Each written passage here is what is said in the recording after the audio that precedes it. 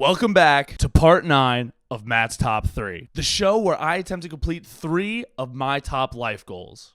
Except there's only so much more I can do without the proper tools. So let's change that. I'm lucky enough to have an extremely handy coworker, and he actually lent me his entire toolbox of socket wrenches, which is important because the engine for the Mustang has been sitting in my truck bed since I got it, and this thing is terrifying to drive around with. The issue is, though, I don't really know how to do that, so I'm going to save it for a different day. But to stay on the course of progress, we're going to be sticking cosmetic.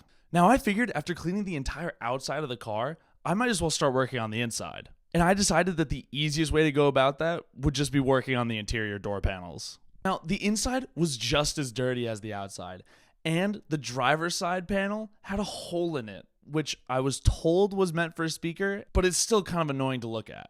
Now, to avoid any potential damage I could have done to the panels, I headed down to my local Advanced Auto Parts to go pick up some interior cleaner. And they had a huge selection, but I ended up just choosing the first one that popped up on Google.